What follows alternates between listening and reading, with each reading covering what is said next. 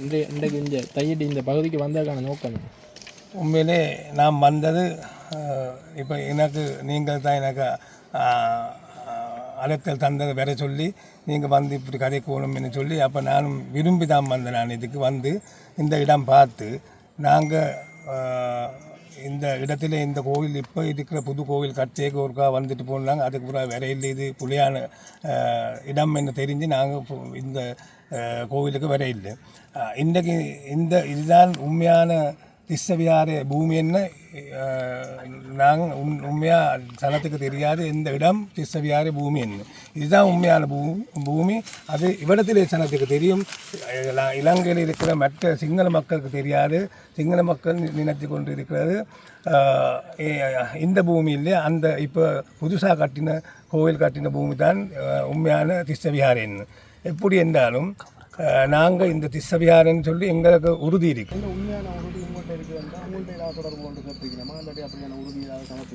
ஒரு தினம் வேற இல்லை. இவ்வளோ காலம் என்னோட தான் கதைக்கணும் பேசணும் போதே மெட்டாக்களோட பேசி வேலை இல்லை. என்னோட தான் பேசணும் என்றாலும் என்னட்டு தான் வேற இல்லை. மெட்டாக்கள் எல்லாம் போனதையே என்னட்ட வேற இல்லை. ஒரு அரசாங்கம் ஒருத்தரும் வேற இதில் ஐயா என்னென்னு சொன்னால் அந்த உறுதி சம்பந்தமான ஒரு தெளிவில்லாத ஒரு கதை ஒன்று இருக்கு. என்னென்றால் இப்போ எங்களோட சனத்தின் காணின்ற உறுதியிலும் பிரதேச சபையில் இருக்கு, உங்களோட காணின்ற உறுதியும் பிரதேச சபையில் இருக்கு. அப்போ காணி உறுதி அவைக்கு கொடுக்கணும்ன்ற தேவைன்னு சொன்னால் நேரடியாகவே பிரதேச சபையில் கேட்கலாம். அப்போ உறுதி இல்லைன்னு சொல்லி அந்த என்ன உறுதியை தரணும் அங்கே கொடுக்கணும்னு சொல்லி ஒரு மயக்கமான கதையில் மாறி மாறி கதைச்சு கொண்டிருக்கணும். இதுதான் உண்மையான விஷயம். அது அப்படித்தான் அரசாங்கம் அப்படித்தான் அது மாறி மாறி செய்தால் தானே அவைக்கு அந்த 5 வருஷம் இருக்கிற மட்டும் மாறி மாறி இருக்கல.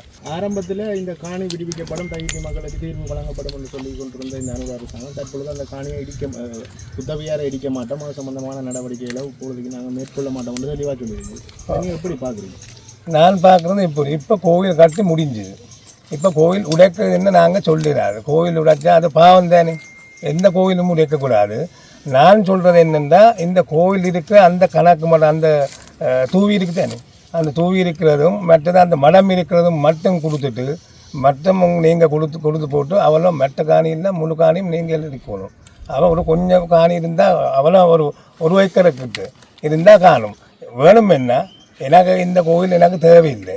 இது தீர்க்கிறதுக்கு என்ன இந்த காணி நான் அந்த கோவில் இப்போ காணிக்காரருக்கு கொடுப்பேன்.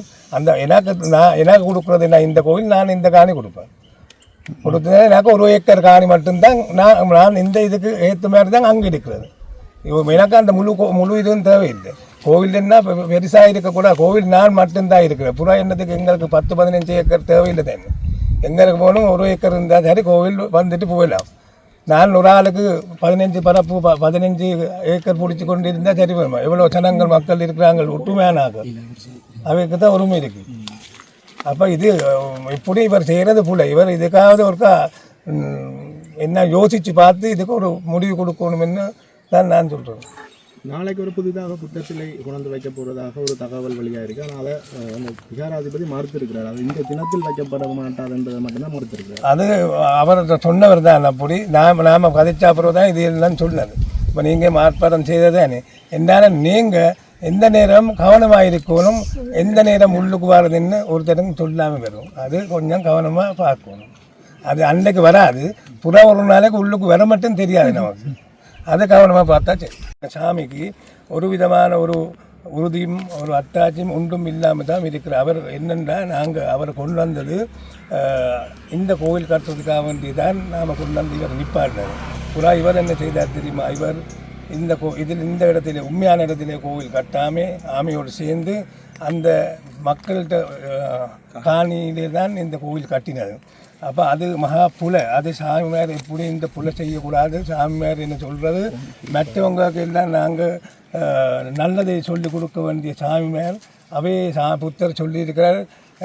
ஆர்டி இதுகள் நாங்கள் எடுக்கக்கூடாது, ஆர்டிஎம் இதுவும் சொத்துக்கள் எடுக்கக்கூடாது என்றாலும் இதுவும் அதில் பார்க்க இது மகா புலைன்னு தான் எனக்கு சொல்லக்கூடியதாக இருக்குது. இப்போ அரசாங்க அதிபர் காணி உரிமையாளர்களை கூப்பிட்டு காய்ச்சிருக்கார். அந்த இப்படி தான் இது 4 கட்டமும் 3 கட்டம் என்ன சொல்லுவாங்க. என்னாலும் ஒரு கட்டம் எடுக்கிறதுக்கும் 2-3 வருஷம் போகும். அதுக்கு புறா அதோட ஒரு பூமி ஒரு கட்டம் நாங்கள் அதை முடித்தா புறா திருப்பி உங்களுக்கு இது கிடைக்காது. எடுக்கிறது என்ன நீங்கள் எடுக்கணும் முழுவதும் முழு காணியும் எடுக்கணும். அதுதான் அதுவரையும் நீங்கள் அது போராடினது என்னுடைய இது என்ன அது நல்லதுன்னு தான் நான் சொல்றேன். உங்களோட பங்களிப்பு எப்படி இருக்கு இந்த போராட்டத்தை? நான் எவ்வளோ முயற்சி பண்ணுறேன். நான் இதுக்கு நான் முயற்சி பண்ண பிறகு தான் இப்போ யாழ்ப்பாணம் சாமியெல்லாம் கதைச்சோ நேற்று முந்தினால் இல்லை, இல்லாட்டி இவ்வளோ காலம் இல்லை ஒரு தரம் கதைக்காமல் இருந்தேன். இப்போ இருக்கிற இந்த இப்போ புதுசாக கட்டின கோவில் சாமி இப்போ நேற்று முந்தினால் கதைச்சு வந்தவர். இப்படி நாங்கள் இது செய்தால் எங்களுக்கு இதை விட நல்லது பார்க்கலாம். என்ன மாதிரி அது நல்லதாக தான் வெறும் முன்னுக்கு அது நாங்கள் இது தொடர்ந்து செய்வோம். சாது என்னென்னா தொடர்ச்சியாக போராடுறதுக்கு கேட்ட எந்த விதமான இடையூறும் இல்லாமல் இருக்கணும்ன்றதையும் தெளிவாக இருக்க சொல்லியிருந்தோம். போலீஸ் மூலமாக அல்லது அது மாதிரி நான் சிங்களத்தில் நான் சொன்னேன். அதே மாதிரி நாங்கள் இந்த போலீஸ் அதிபருக்கும் மற்றபடி இந்த வாடமாகாணத்தில் இருக்கிற போலீஸ் பெரியவர் இருக்கிறார், அவருக்கும் மற்ற போலீஸ் ஆஃபீஸர் மேலே எல்லாருக்கும் நான் சொல்கிறது என்னென்னா, இந்த மக்கள் அப்பாவி மக்கள் இந்த ஆக்கள் இவைக்கு வழக்கு போட்டதுன்னா பெரிய பிரச்சனை வரும். வழக்கு போட்டதுன்னா எப்போ இந்த வழக்கு முடியும் என்ன இவைக்கும் தெரியாது, எங்களுக்கு தெரியும் வழக்கு போட்டால் எவ்வளோ காலம் நின்று பிடிக்கும் என்னும். அப்போ அதுவரையும் இந்த ஆக்கள் ரோட்டில் இருக்கிறதா இல்லாட்டி அவைகிட்ட காணி நேரத்தோடு அந்த காணிகள் கொடுத்தா நல்லது. அதே மாதிரி தான் நான் உங்கள்கிட்ட வேண்டுகொள்கிறேன். இந்த போராட்டம் போராட்டம் இப்போ ஒரு மாதம் போய் ஆண்டுக்கு செய்கிறது. அப்போ அதுக்கு தடை செய்யாமல் நீங்கள் பாதுகாப்பு பார்க்கணும்படி அவைக்கு அது செய்கிறதுக்கு தடை செய்யக்கூடாது. அவருக்கு அது விடணும் என்று தான் நாங்கள் உங்கள்கிட்ட கேட்டுக்கொள்கிறோம்.